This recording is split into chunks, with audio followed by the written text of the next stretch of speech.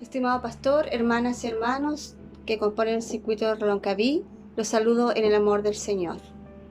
Doy lectura al Salmo número 1.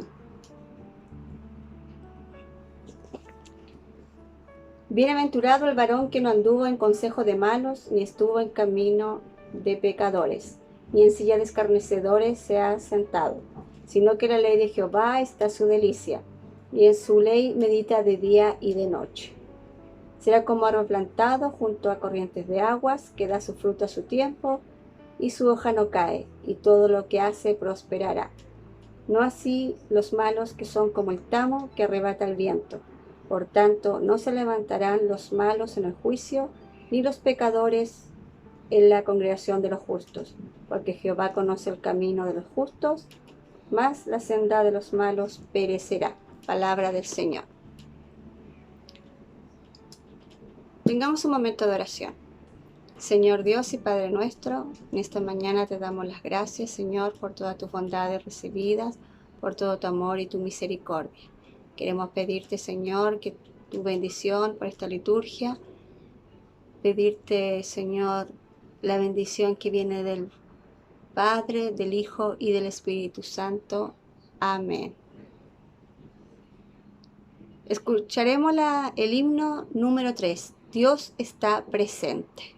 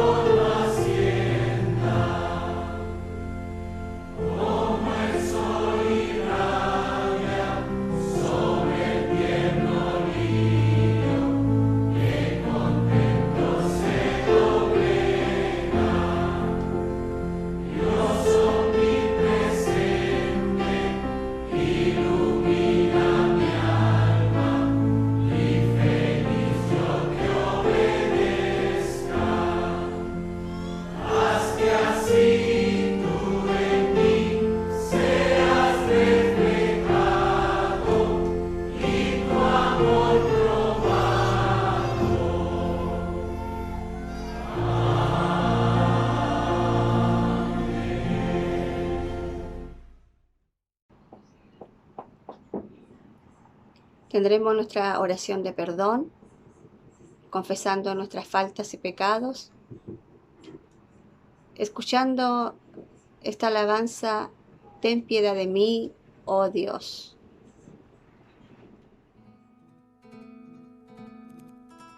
Ten piedad de mí, oh Dios, conforme a tu misericordia, conforme a la multitud de tus piedades,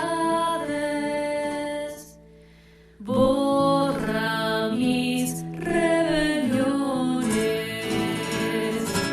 lávame más y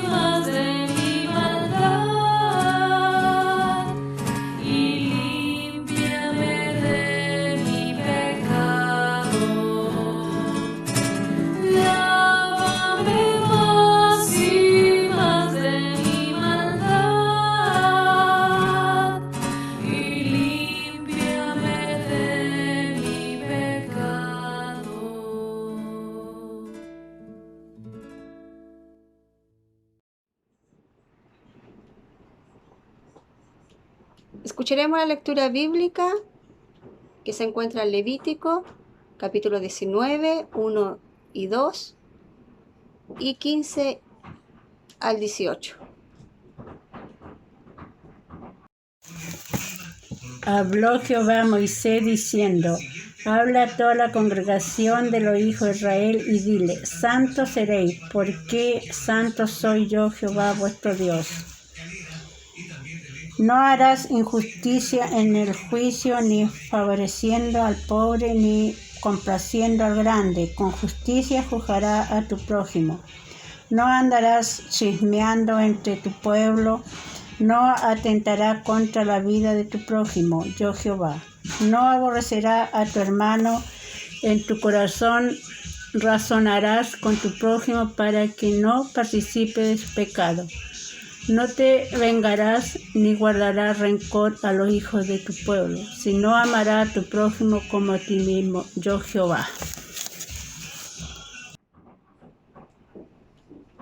Vamos a recoger nuestras ofrendas y vamos a escuchar una alabanza mientras apartamos las ofrendas y luego entregarlas a cada uno de mis hermanos tesoreros respectivos de sus iglesias.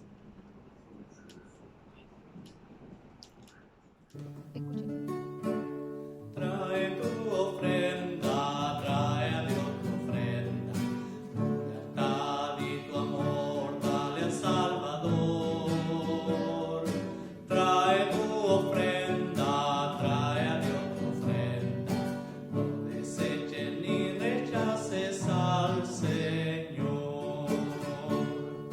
Trae tu ofrenda, trae a Dios tu ofrenda, tu lealtad y tu amor, dale al Salvador. Trae tu ofrenda, trae a Dios tu ofrenda, no deseches ni rechaces al Señor.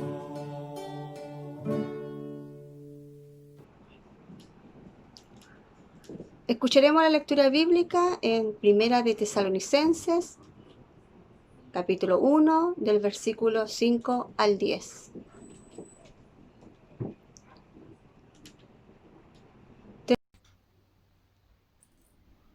Buenas tardes, hermanos, los saludo en el nombre del Señor.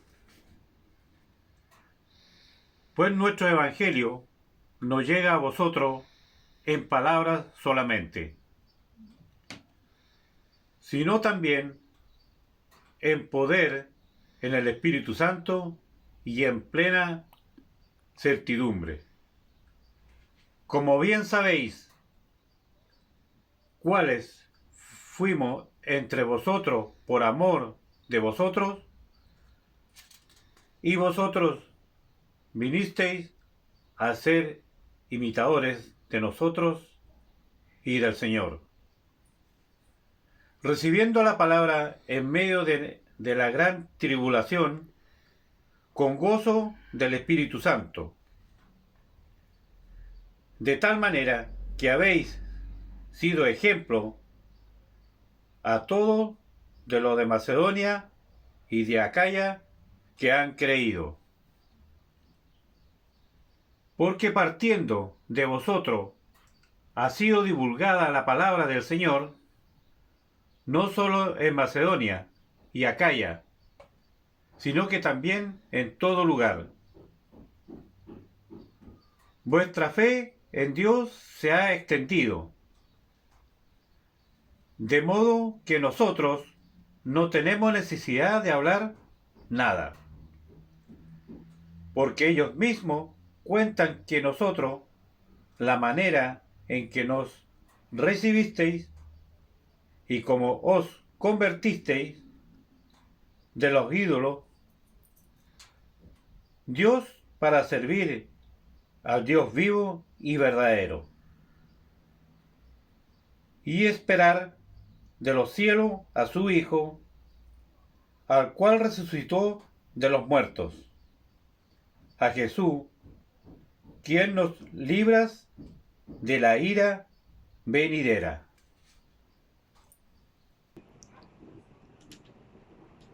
Tendremos nuestra oración de intercesión, pidiendo a Dios que nos siga ayudando, sea respondiendo a las peticiones de nuestro corazón conforme a su voluntad.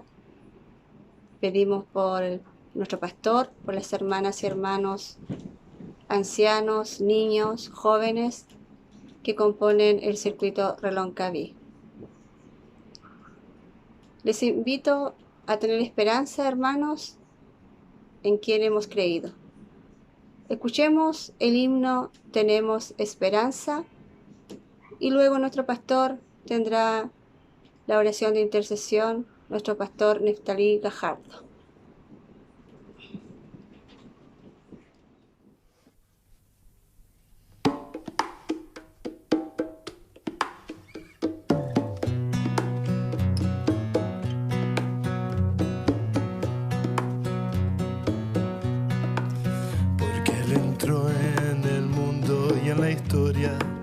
Porque Él quebró el silencio y la agonía, porque llenó la tierra de su gloria, porque fue luz en nuestra noche fría, porque nació en un pesebre oscuro, porque vivió sembrando amor y vida, porque partió los corazones duros y levantó las almas abatidas.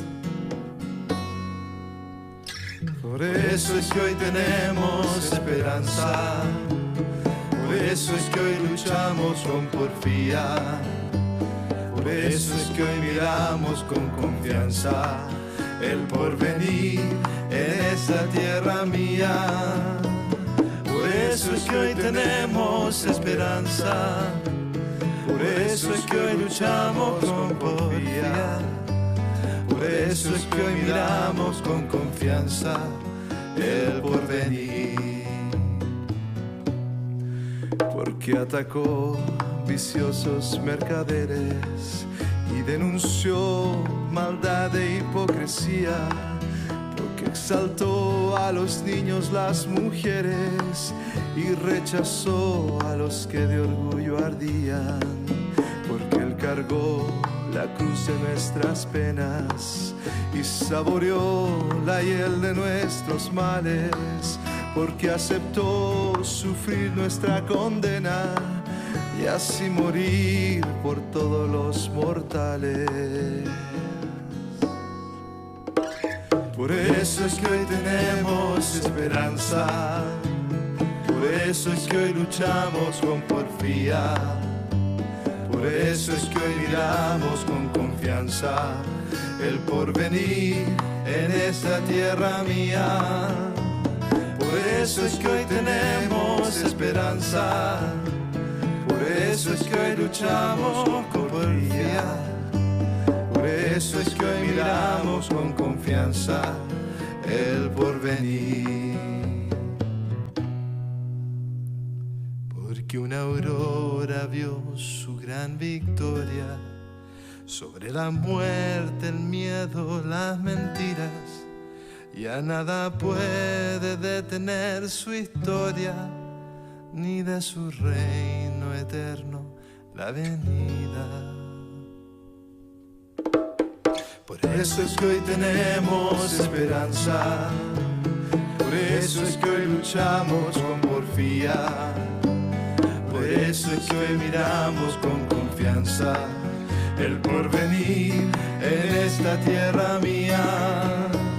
Por eso es que hoy tenemos esperanza, por eso es que hoy luchamos con porfía, por eso es que hoy miramos con confianza el porvenir.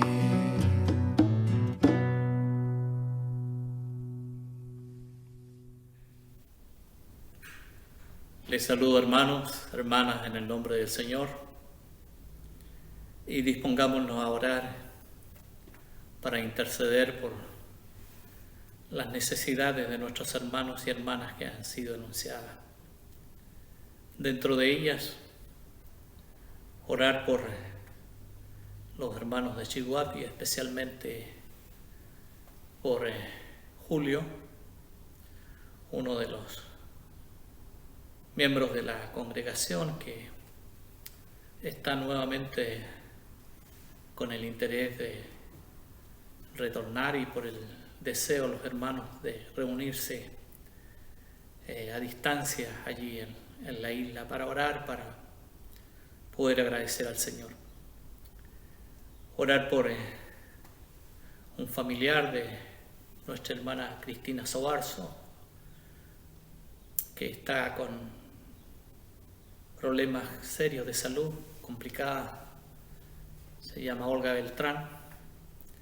Tengámosla presente en nuestras oraciones. Por dos familias de alumnos, estudiantes de la Escuela Metodista de Valdivia, por el contador de la escuela, que está con un cáncer al estómago, para que el Señor realmente tenga misericordia de él y le fortalezca en esta etapa compleja que le afecta y que ha de comenzar a vivir con todo el tratamiento que involucra la quimioterapia. Inclinemos nuestros rostros y pongamos las intenciones de nuestro corazón también delante del Señor.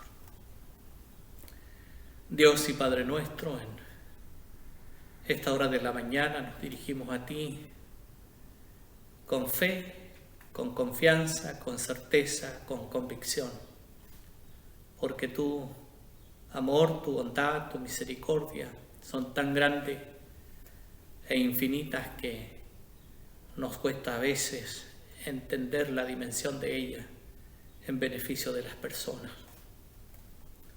Has escuchado desde ya las intenciones de nuestro corazón, las súplicas, las peticiones por todas estas personas que hemos mencionado, a quienes ponemos en tus manos. En ti está todo el poder, en ti está el poder resolver estas situaciones si es tu voluntad hacerla. Lo dejamos en tus manos, confiando, Señor, en tu misericordia, y pedimos que traigas serenidad de espíritu a la vida de estas familias que están afectadas, tranquilidad para saber enfrentar el momento difícil y poder volver la mirada hacia ti, buscando siempre en ti el refugio y la fortaleza y la esperanza.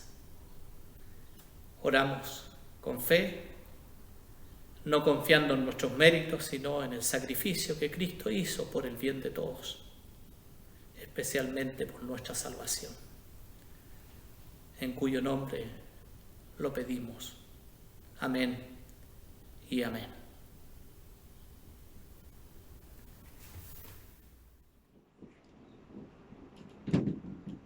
Escucharemos la lectura bíblica en Mateo capítulo 22, del versículo 34 al 40.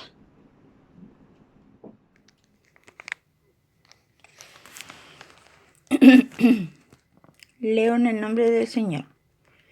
Entonces los fariseos, oyendo que habían hecho callar a los saduceos, se juntaron a uno, y uno de ellos, intérprete de la ley, preguntó por tentarle, diciendo: Maestro, ¿cuál es el gran mandamiento en la ley?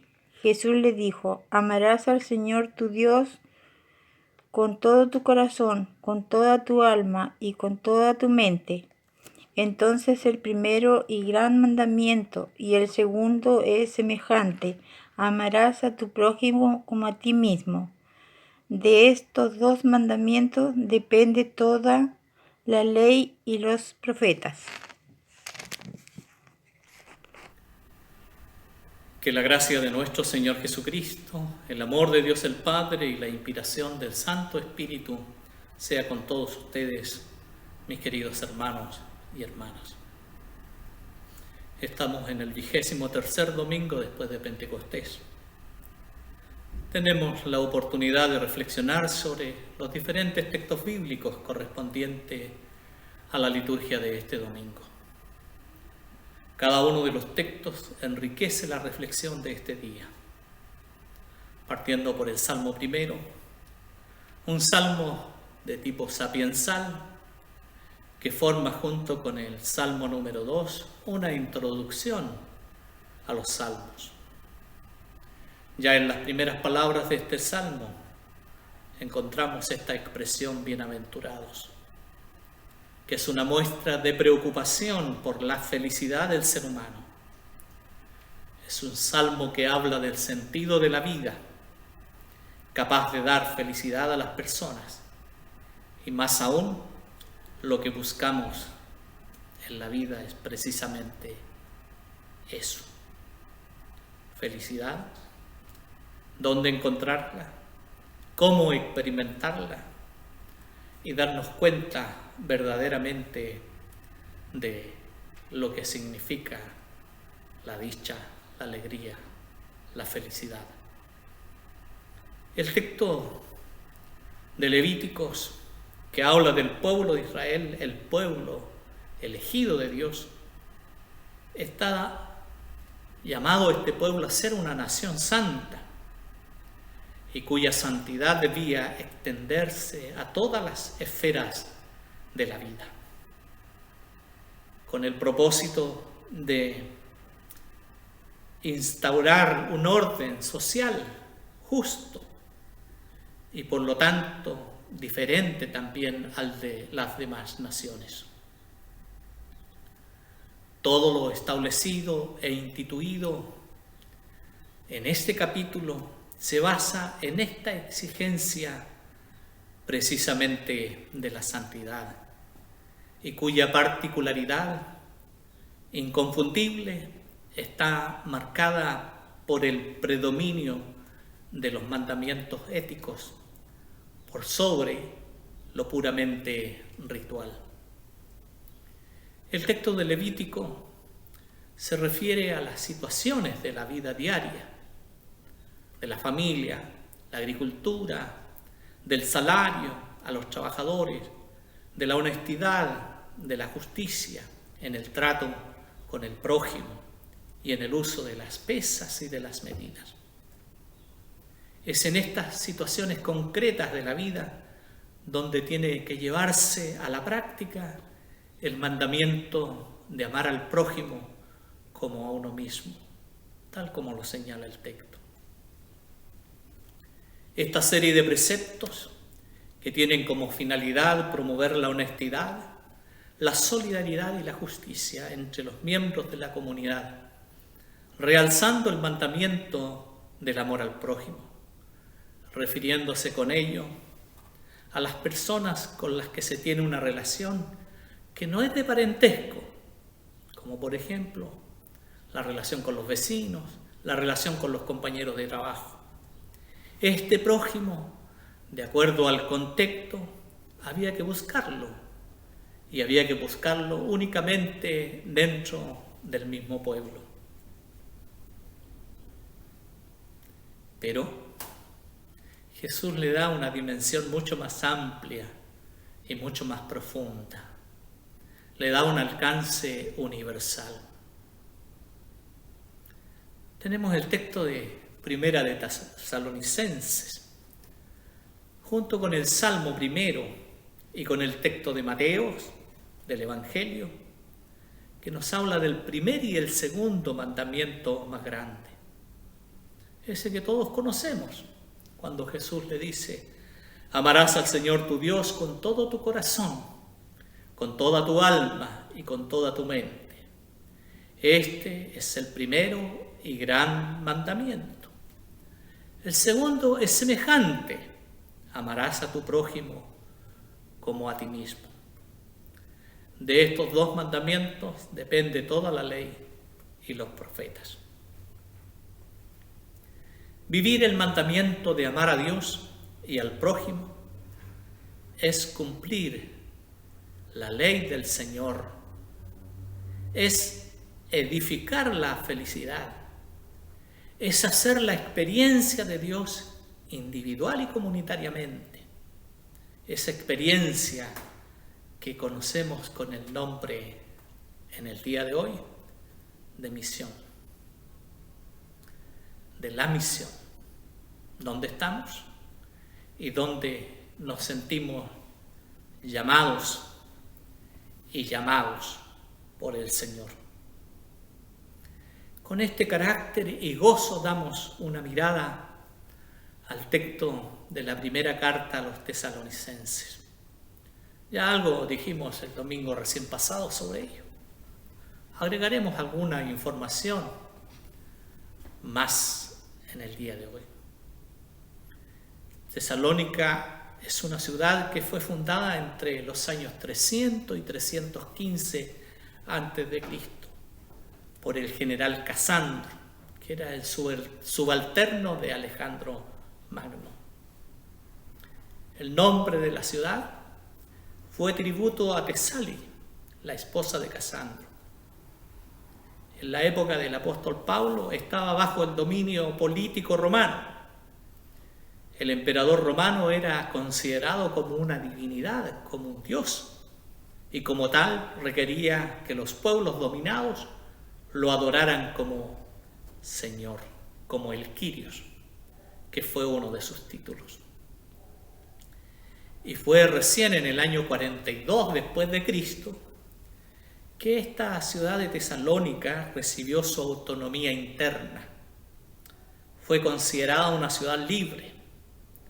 La administración fue hecha por una asamblea del pueblo, que se llama Demos, y un consejo que redactó las leyes y decretos, y un colegio de 5 magistrados llamados los politarcas. Fue la capital de Macedonia. Estaba sentada en el paseo marítimo junto a una cadena de colinas, bien servida por carreteras, uno de los mejores puertos naturales del mar. Roma ha hecho que los caminos más importantes pasen por esta región. Un centro vital para la explotación de las riquezas agrícolas, minerales y marítimas de la región de Macedonia, convirtiéndose así en un centro de comunicación del imperio en las direcciones del norte al sur, del este al oeste. La urbanización y el favoritismo han impulsado su crecimiento. Así, esta ciudad se transformó en un blanco de mucha codicia imperial. La población de esta ciudad era muy heterogénea. Además de griegos y macedonios, llegaron allí también los italianos, los sirios, los egipcios y los judíos. La ciudad fue apoyada por fuertes impuestos, principalmente tomados de los pueblos dominados, para sostener la opulencia del régimen imperial. Había un gran número de trabajadores, esclavos, explotados y, en consecuencia, excluidos también. La riqueza de unos pocos y la pobreza de muchos coexistieron. Y desde el punto de vista religioso, en Tesalónica había una serie de grupos de cultos y deidades grecolatinas, egipcias, judías y orientales. Los estudiosos dicen que al menos habían 20 deidades que fueron veneradas y adoradas en la ciudad. La clase económica se hizo cargo de las religiosidades populares al servicio del culto imperial al imperio romano. A esta ciudad llega el apóstol Pablo durante su segundo viaje misionero. Es la metrópolis a la que se dirige en Europa, según nos relata el libro de los Hechos de los Apóstoles. Pablo vino de Filipo acompañado por Silas, Silvano para algunos y Timoteo. Su estadía en Tesalónica no fue muy breve. Probablemente se quedó más tiempo para ejercer algún oficio.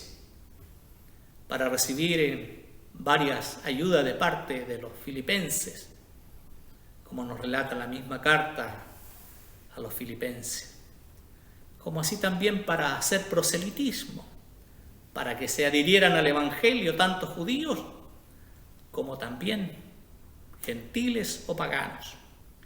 En Tesalónica, Pablo, Silvano y Timoteo proclaman el Evangelio a todo el pueblo.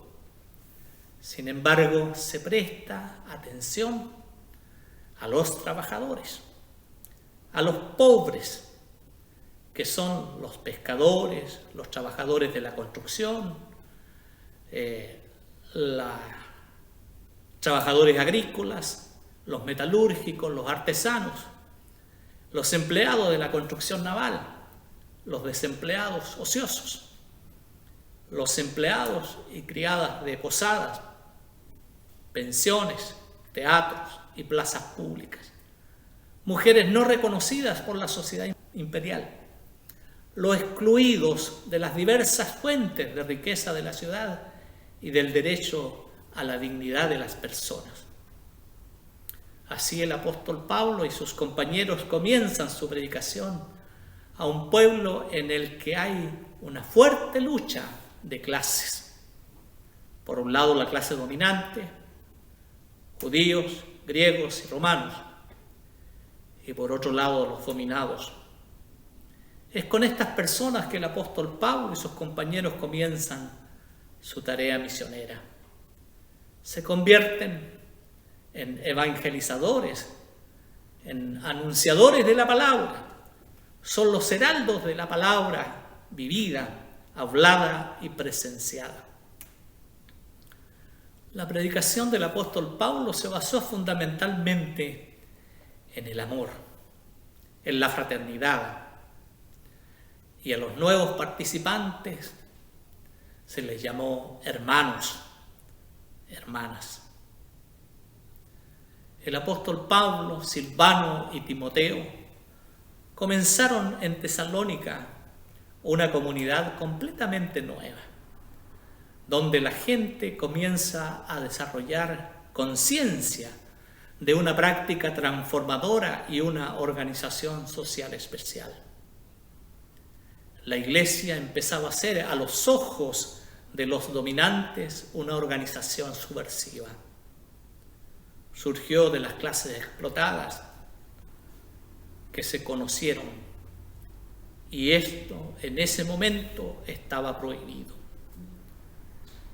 La clase dominante se dio cuenta gradualmente de que los cristianos revolucionaron el mundo entero, como lo relata el libro de los Hechos de los Apóstoles. En Tesalónica los evangelizadores son perseguidos y tuvieron que huir. Su trabajo fue brutalmente interrumpido por la acción de la colonia judía, que los obligó a abandonar y apresurar su salida. Los hermanos de Tesalónica hicieron que los misioneros se fueran por la noche a Berea, donde los judíos de Tesalónica todavía venían a ver la predicación de Pablo. Por esta razón se entiende la inquietud del apóstol sobre estos nuevos cristianos abandonados y asimismo durante la persecución. Aunque estos tres primeros evangelistas o evangelizadores se quedaron poco tiempo en Tesalónica, sin embargo el resultado de su evangelización fue efectivo, maduro y que perduró en el tiempo. La carta primera a Tesalónica, es bueno saber que es la primera epístola escrita por Pablo, y es también el primer documento escrito más antiguo del Nuevo Testamento. Pablo lo envió sin duda al comienzo del año 51 después de Cristo. Probablemente poco después de llegar a Corinto, donde Timoteo le trajo noticias de Tesalónica. La primera parte trata de los comienzos de la comunidad y de las acciones, de felicitaciones, de alegría, de gracia. Y desde el punto de vista literario, es el primer documento cristiano. Noten la importancia del texto de Primera de Tesalonicenses, el primer documento cristiano. La primera experiencia misionera de Pablo que se relata en esta carta, y especialmente en los 3 primeros capítulos, se expresa en el presente, pero se alude al pasado y enseña que no habrá transición de la paz aparente a la ruina. En cada paso de su texto encontramos verbos que requieren acción, tales como recordar o saber, en el sentido de recordar esto o ese hecho, que el recordar es fundamental dentro de la concepción bíblica porque permite entonces que uno pueda hacer realidad y pueda hacer práctica lo que ha aprendido. Esta primera carta a los hermanos de Tesalónica tiene una gran diferencia de tono con respecto a las otras epístolas paulinas. Pablo no está muy preocupado por la doctrina, pero quiere manifestar en primer lugar la intensidad de los sentimientos que lo unen a esta comunidad que acaba de fundarse y salir adelante. Primera de Tesalonicenses es de una intensidad política muy grande. Muestra que la iglesia puede caminar con firmeza porque el Señor Jesucristo no es el César de Roma o aquellos que representan este tipo de autoridad hoy en día. La palabra iglesia en este texto se utiliza en el sentido de una comunidad cristiana local. En el primer versículo de la carta se le llama a Jesús el Señor, el Kyrio. En ese momento es un título dado al emperador, solo al emperador. La misma palabra viene a ser como una especie de programa para la nueva iglesia. Hoy, para nosotros, la globalización es una nueva forma de ejercicio de autoridad, de arrendador que da y que toma, que incluye y que excluye, que libera y que se une, que promete calidad de vida y que la destruye. En Primera de Tesalonicenses, el apóstol Pablo, Silvano y Timoteo proclaman en su mensaje al resucitado como el verdadero Señor, como el verdadero Kyrios. Una nueva iglesia donde todos en la comunidad son identificados como hermanos, como hermanas. Son los elegidos, los amados por Dios. Para ser parte de esta nueva comunidad era necesario en libertad convertirse de los ídolos a Dios. Por lo tanto, para los cristianos, Jesús, el Hijo de Dios, el resucitado, es el único Señor. La iglesia que se implanta en Tesalónica es la iglesia que es dirigida por el resucitado. Es la iglesia que experimentó la fe, la esperanza, la fraternidad y la resistencia también político-religiosa. Se dio cuenta de que era elegida y permanecía fiel a la predicación de la palabra, proclamada, escrita, hablada, vivida, presenciada. El apóstol Pablo recuerda que la vida cristiana es una expectativa activa del Señor. Esperar. Hay que esperar, tomado de la fe y de la perseverancia. perseverando en la fe, se puede conducir y construir una comunidad basada en el amor, y llama a todos los hombres, mujeres, niños y jóvenes, a personas de todas las edades, clases y niveles sociales, a comprometerse con la construcción de lo nuevo. Es decir, donde los aspectos valóricos esenciales de la fraternidad, de la igualdad, de la solidaridad, considerando las diferentes realidades de cada uno, pide que las necesidades humanas, partiendo por el respeto del cuerpo y la dignidad del trabajo, la importancia del ejercicio y el conocimiento de los derechos y deberes, estén presentes.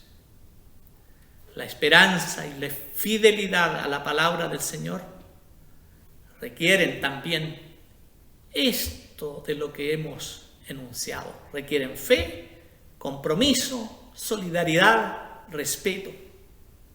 Y fuisteis hechos de nuestros imitadores y del Señor, recibiendo la palabra en mucha tribulación con la alegría del Espíritu Santo. Así que fuisteis un ejemplo para todos los fieles de Macedonia y de Acaya, como nos dice el texto. Al proclamar al único Dios verdadero, a este Dios al que es necesario servir, y no solo honor, Pablo alcanza el contenido específico de la fe cristiana. Y este acento escatológico que se ve presente en esta carta caracteriza el primer periodo de la teología del apóstol. Hay que esperar desde el cielo a su Hijo, a quien resucitó de entre los muertos, Jesús, el que nos libera de la ira futura.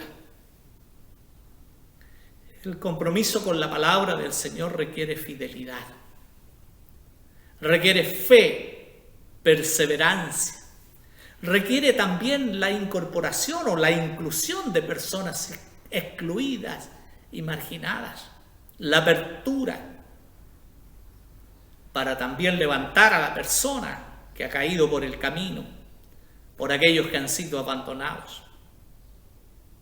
Porque el cielo no será más que la manifestación plena de la realidad de que los cristianos ya están empezando a vivir en el presente, en la historia, la unión con el Señor para siempre. Como dice la letra de una alabanza o de un himno, diríamos, la vida de los cielos viviremos ya aquí. Entre estos textos de la primera carta de Pablo a los Filipenses, el Salmo primero y el Evangelio de Mateo, percibimos que hay elementos muy convergentes. El apóstol Pablo se explica a sí mismo un éxito tan sorprendente como la aceptación de la palabra en la alegría del Espíritu Santo. En medio de las pruebas y persecuciones que la fe en Jesús implicaba. Viene a ser de la existencia de la comunidad de Tesalónica su esperanza, su alegría, su orgullo, que será su recompensa en la presencia del Señor Jesús en el momento de su venida. Así lo expresa en este texto de Primera de Tesalonicenses. Pablo, el apóstol, identifica su esperanza a la comunidad en la que Cristo actúa como Cristo mismo, en medio de la comunidad. Expresa su alegría y su gratitud por la acción de Dios entre las comunidades cristianas, por la generosidad o por la generosa manera en que los cristianos recién convertidos responden a ella. El Evangelio no era solo para vosotros en la palabra, sino en el poder del Espíritu Santo, en total plenitud. La primera parte del Salmo primero habla de la felicidad de los justos y le compara a un árbol permanente, lleno de vida. Y luego habla de los injustos como conclusión. Una especie de sentencia sin apelación contra los injustos pecadores en el juicio final. Dios al final es el aliado de los justos, mientras que el camino de los injustos es perecer. Porque el Señor conoce el camino de los justos, pero el camino de los inicuos perecerá. En este salmo encontramos dos imágenes fuertes. Al principio los justos son comparados con un árbol fuerte, especialmente por su vitalidad y por su fecundidad. La otra imagen, la opuesta, la paja que el viento arrebata. La paja de la que habla el Salmo es ese manojo que cuando se enrolla, el viento saca los granos y se lleva la paja. Así es como sucede con los injustos. Estas dos imágenes tomadas de la vida de los granjeros muestran un gran contraste. Los justos son como el árbol que permanece para siempre. Los injustos desaparecen como la paja. Este salmo primero, comenzando y terminando con la dicha, la felicidad o la bienaventuranza, viene cargado de dulzura, de valor y de significado de la vida. Muestra el conflicto entre justos e injustos. En el momento en que se escribió, los conflictos deben haber sido reinables, entre otros, sobre la tierra. Probablemente quien compuso este salmo fue alguien relacionado con la lucha de los campesinos contra la explotación de los grandes de aquella época. Y el Dios que se manifiesta es el Dios de la alianza. Los justos meditan en la ley de Jehová de día y de noche. Él es su aliado contra los injustos. Y en el Nuevo Testamento es Jesús quien asume este compromiso. Es el que vino a hacer toda justicia, haciendo que el reino de Dios se manifieste en medio de aquellos que realmente necesitan una respuesta concreta ante su necesidad. Cuando buscamos la felicidad, tenemos que revisar, evaluar el curso de nuestras vidas y cómo queremos recuperar el significado de nuestra existencia, especialmente en el compromiso por una sociedad más justa, solidaria y fraterna, como la describe la comunidad de fe de Tesalónica. Dios no nos abandona en medio de esta lucha. Él es nuestro fiel compañero. Por eso la Escritura nos invita y nos desafía cuando nos dice: más buscad primeramente el reino de Dios y su justicia. El Evangelio que hemos escuchado en el día de hoy, capítulo 22, versos 34 al 40, es más bien un resumen del Evangelio de la ley, muy original. No está en las ideas del amor a Dios y al prójimo, ya conocida en el Antiguo Testamento. No está esta idea del Antiguo Testamento. Pero en el hecho de que Jesús se asimila unos a otros, dándole el mismo valor, la misma importancia, y especialmente en la simplificación y concentración de todas las leyes en estos dos mandamientos.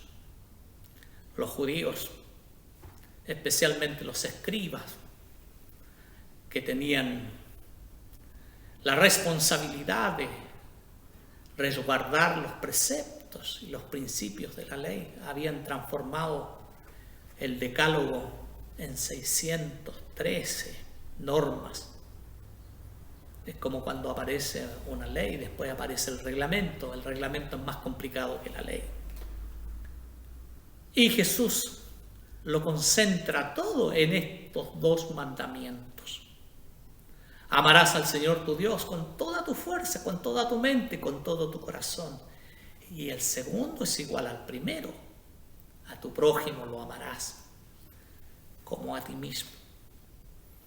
Amar a los demás como a uno mismo significa que es necesario amar totalmente al prójimo, amar con todo tu corazón, respetar su identidad, su individualidad, sus creencias, sus tradiciones, sus costumbres, su forma de expresarse culturalmente en la sociedad. Estas tres lecturas tienen en mí el respeto y la identidad de las personas, el derecho de cada uno a ser feliz. Partimos hablando de eso al principio, buscando el sentido para su vida, destacando el compromiso de la solidaridad desde el cambio de paradigmas para construir el modelo de comunidad la que Jesús vino a comenzar a formar, caracterizada por la sencillez, la comunión, el respeto, la fraternidad, la igualdad. Todos somos hermanos. La iglesia de Jesucristo, la iglesia de Jesucristo, y no la iglesia construida por la creatividad del poder, disputada por personas que quieren poder para sí mismas. De eso vemos muchas disputas en el mundo religioso, de diversas comunidades, entre comillas, llamadas cristianas. Para los cristianos verdaderos, de tomo y lomo, solo uno es el verdadero Hijo de Dios, Jesucristo.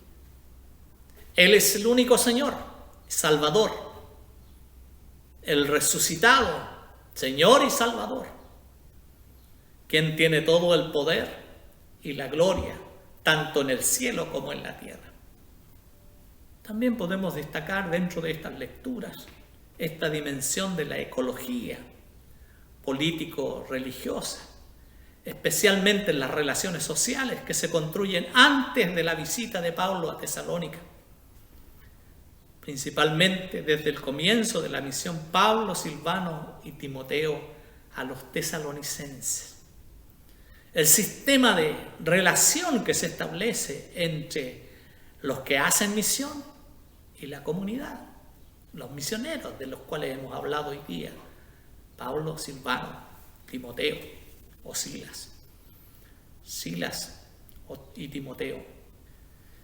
La relación política de buscar tus derechos, de tener trabajo, de respetar la dignidad, de la relación de fidelidad a la relación de la justicia, a la conciencia de la injusticia y la relación de la gratuidad, de la presencia de Dios guiando a su pueblo. La gracia de Dios manifestada en medio de la comunidad, por gracia, que aparece después fuertemente en la teología paulina. Dios no abandona a su pueblo en tiempos difíciles. Siempre permanece con él. Desde el pueblo antiguo de Israel hasta el pueblo del nuevo pacto, la iglesia, el pueblo de Dios. No abandona Dios a su pueblo en tiempos difíciles. La convicción de esta presencia de Dios, especialmente a través del Evangelio proclamado, predicado, vivido, y testigo por Pablo a sus compañeros junto a sus seguidores. La relación del ser humano con la naturaleza, como nos recuerda el Salmo primero al que hacíamos mención. Y finalmente la relación del ser humano consigo mismo, con el otro, con el universo creado por Dios. Por eso en más de alguna ocasión, en alguno de mis sermones he dicho que Dios en Cristo ha permitido que el hombre no solo se reconcilie con Dios, no solo se reconcilie consigo mismo, no solo se reconcilie con el prójimo, sino también con su entorno, con la naturaleza, con el mundo creado por Dios. Por eso las 3 lecturas de este domingo, a las cuales hemos hecho mayor mención, enunciando simplemente el texto de Levítico, pero las otras 3 lecturas tienen una riqueza enorme, de las cuales hemos podido dedicar un tiempo para meditar en el día de hoy. Porque cada texto en su individualidad refleja una esencia tremendamente profunda de la relación que Dios establece con aquellos que Él ha escogido y a quienes ama. Y no podemos decir que al haber meditado en estos textos se haya agotado la meditación de ellos. No, continúa. La presencia de Dios también continúa. La gracia de Dios también sigue presente. Y la vida nueva sigue ahí estando al alcance de todos.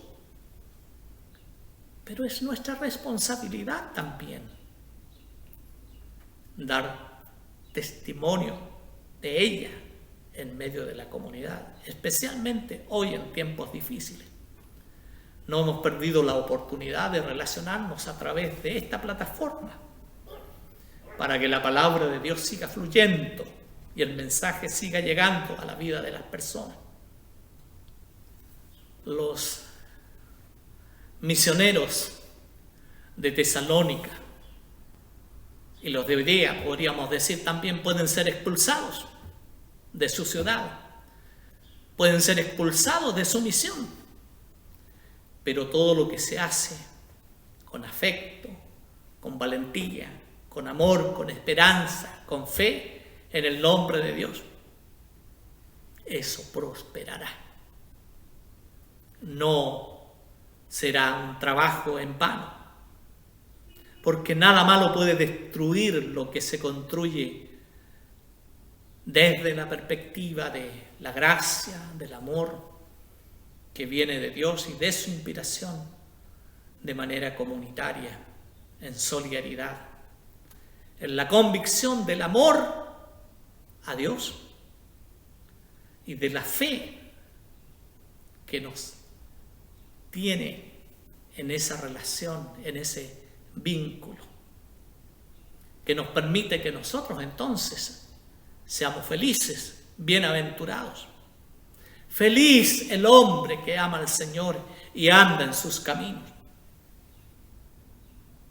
Vivir en el amor de Dios, vivir amando a los demás, superando todo tipo de sectarismo, superando todo tipo de división, buscando siempre el sentido de ser el pueblo de Dios, de ser el pueblo, la nación santa, el pueblo adquirido, como dice el apóstol Pedro.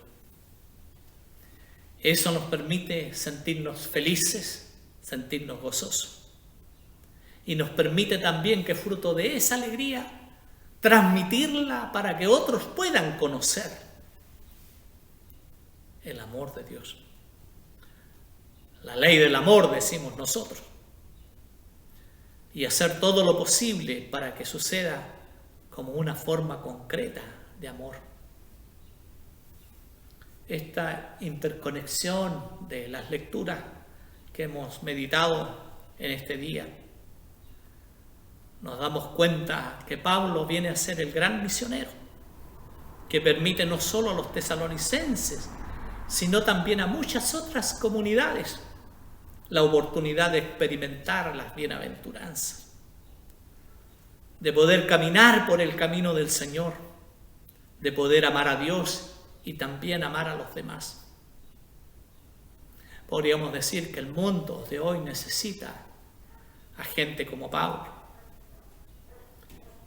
de sentir esa motivación para una acción de comunicar la bondad y la gracia de Dios y de transmitir en el nombre del Señor a otras vidas este mensaje que hace posible que uno experimente la gracia, la bondad, el amor de Dios y por lo tanto la certeza de la vida nueva, de la salvación en Cristo Jesús.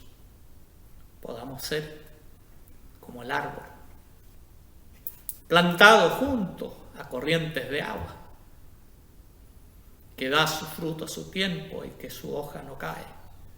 Nos habla de lo perenne. Bienaventurados los justos. Y nosotros en Cristo hemos alcanzado la justicia, no por mérito, sino por gracia.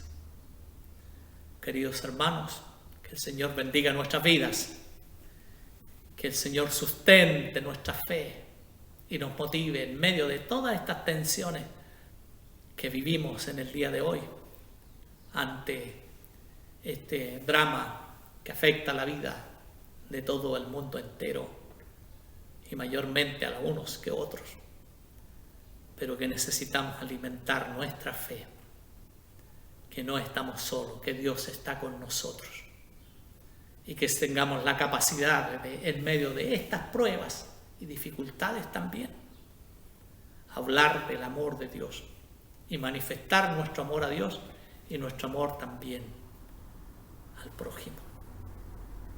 Que aprendamos a ser día a día la comunidad del amor en Cristo Jesús, nuestro Señor. Amén y amén. Oremos.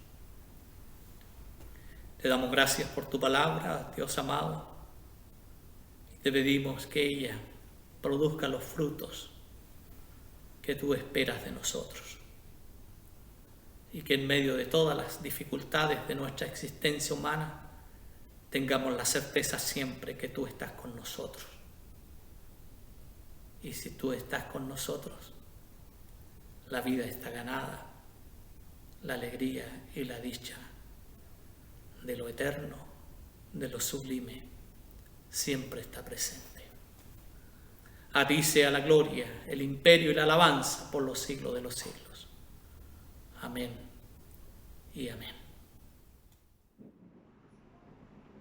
Para dar término a esta liturgia, damos gracias a Dios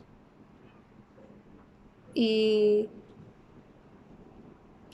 les doy la bendición a cada uno de ustedes, dándole gracias a Dios, sabiendo de que Él está siempre con nosotros. Que el Señor les bendiga a cada uno de ustedes y escuchamos la doxología más el Dios de toda gracia y luego nuestro pastor nos dará la bendición final.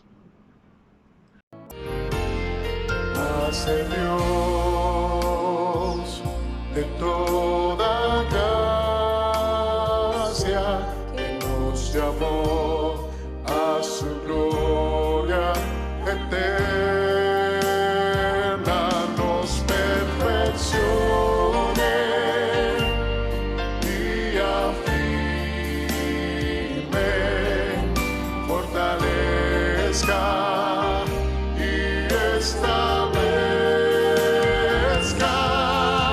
A Él sea la gloria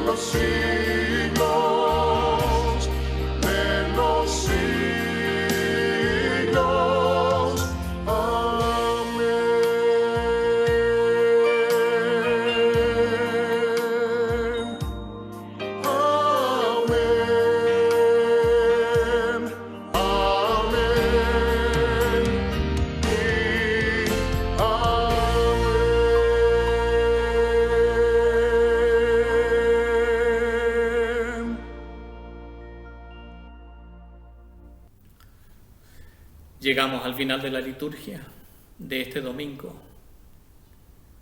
Que la inspiración del Santo Espíritu de Dios nos encamine para que esta nueva semana que comenzamos a vivir, la vivamos con la certeza de que el Señor está con nosotros y podamos transmitir esa convicción, esa seguridad a otros que viven en la incertidumbre de la vida.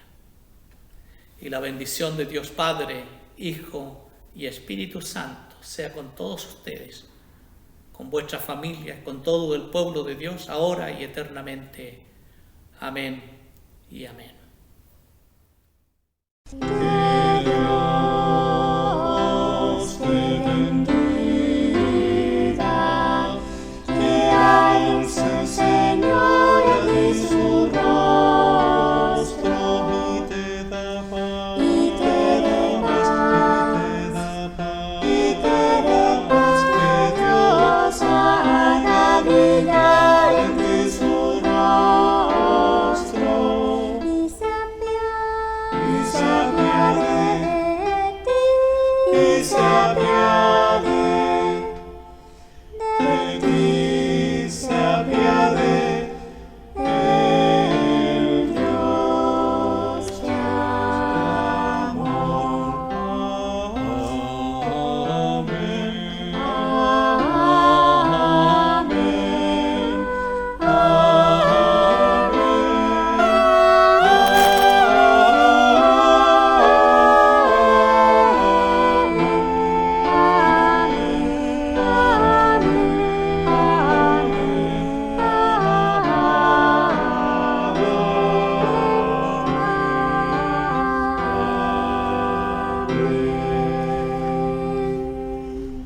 Que Dios te bendiga, que alce el Señor de su rostro y te da paz, y te da paz, y te da paz, que Dios haga brillar en ti su rostro y se apiade de ti, y se apiade